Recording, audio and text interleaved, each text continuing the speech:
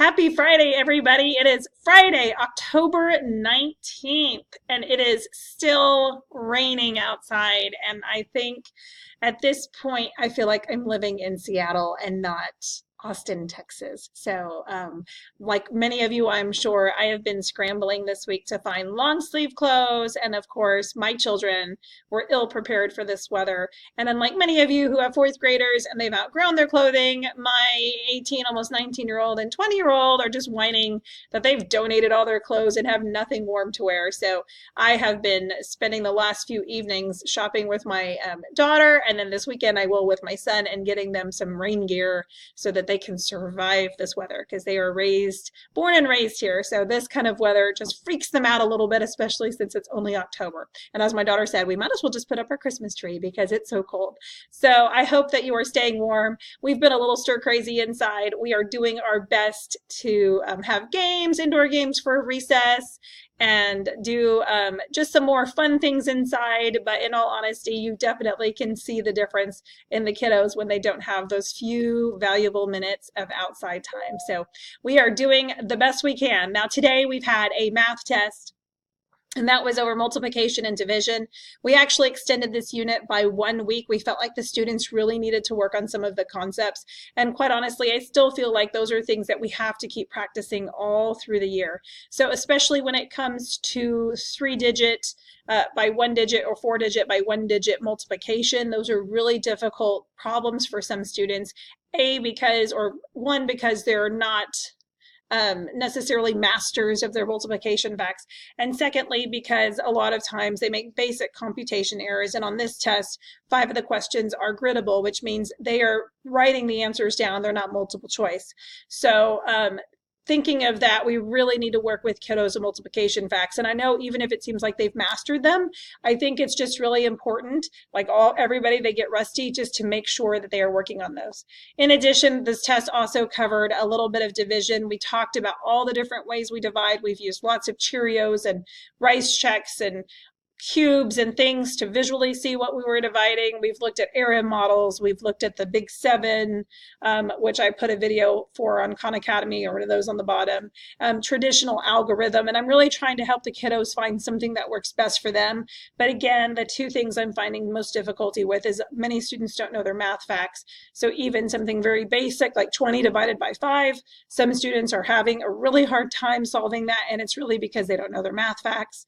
And then secondly, again, just like multiplication, it's just basic errors. They're rushing to get their work done, and so there might be a error somewhere in their computation, and then they get the wrong answer. So those are things we're going to work on all year in here too. Slowing down, learning how to check our work, and then really practicing those math facts. So in the mornings, we have little math baskets that we can have them practice their facts. And then I have math games in the room, and I just encourage kids, when we have a few extra minutes every day, practicing with dice. I have those big dice and a small dice, really just practicing in the math facts. So anything you can do at home is really going to benefit your kiddo here. Next week, we're starting our geometry unit, so I'm looking forward to that. That should be a great unit. It's a long one too, so we'll have lots of vocabulary that we are going to be learning on top of some of those concepts. In science, we have started our new unit. We took our unit test on Monday. Our unit test average for 2 classes. Again, these kiddos are just knocking it out of the park. So our unit averaged, let me go back. I'm just getting all tongue-tied. Not enough coffee today. So our overall average on the unit test for 2 classes was a 95. That's incredible. I want to say, just looking at the district average, it hovers around a 70. So for us to be that high above the average, that really tells me that the way we are learning science in here with this hands-on inquiry base is really, really working. And so we're trying to take that concept of that hands-on inquiry base and turn that into the math, because we feel like the math concepts will be grasped much better if we do that same thing. So we've kind of switched gears with our math to kind of model and mimic our science content, but that's what's going on in our science. So our new unit is Force in Motion, and we have started that today, and we actually a few days ago, and we've had a new activity called ADI. So if you've heard kids talking about ADI, that's what it is. It's argument-driven inquiry. The kids really love that word argument. They think that's funny. Now, argument-driven inquiry, it's a way of looking at science through inquiry-based investigations. It was created by, or there's a lot of these lessons were created by the University of Texas STEM Center. I was fortunate enough to work closely with them at the middle school level. So at the middle schools in Round Rock, there was a few pilot schools that used some of these lessons. So now they have an elementary set. So Caraway is doing an ADI on magnetism. So this week, students have been investigating magnets, and they're designing an investigation to measure the force or strength of a magnet. So that's what they've been working on. And if many of them have told you, the district friends, our district friends in science, have been coming out and watching the lessons, even using their iPad to film the lessons on a tripod, which the kids thought was incredibly great.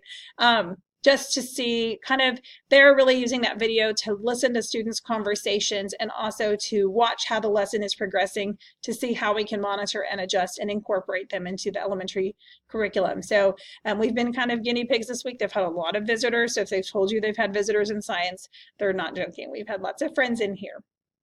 So that's been going on in science. As soon as we finish magnetism, we're talking about forces in terms of push and pulls. So as you can see, here's our word wall. Students are going to be building my word wall. So they've been helping with that. As you can see already, they've been talking about that. The sock hops this weekend, I would love to attend. I'm hoping to attend. I have a new piece of furniture coming to my house. And if, of course, as all of you know, in our adult life, the delivery would be between 3:30 and 6:30 p.m. So I had the entire day open, and that is what they've said. So I am crossing my fingers I get it early so I can pop into the sock hop, but that is Saturday, tomorrow. So please, please, please, if you can make it, it sounds like a lot of fun. And it's 80s. I mean, I grew up in the 80s, so that's awesome. And then the following weekend is the trunk or treat. I am definitely attending that. I'm still kind of going back and forth between my Velma Scooby-Doo costume or something entirely different. So in one way or the other, I will be here with my trunk wide open and some candy. And so hopefully I'll see lots of students there too. I hope you guys have a great weekend. Before I wrap up, let me just say thank you to the parents who have purchased and donated snacks. I've got some delivered from the office and I couldn't remember who dropped them off, but thank you, thank you. We have Goldfish and Cheez-Its and animal crackers, and it's just so helpful because every day there's a couple kids who forget their snacks. So having that really helps me. So I just sincerely appreciate that. We also have a field trip coming up at the end of the month. And if you're interested in joining us, I love, love, love parents to come with us.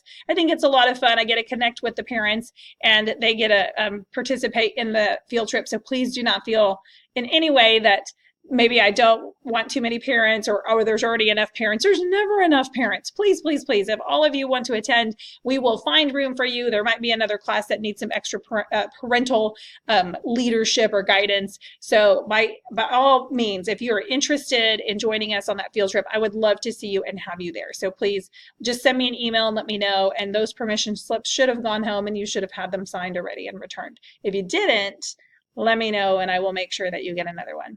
All right, so have a great weekend. Enjoy this rainy weather.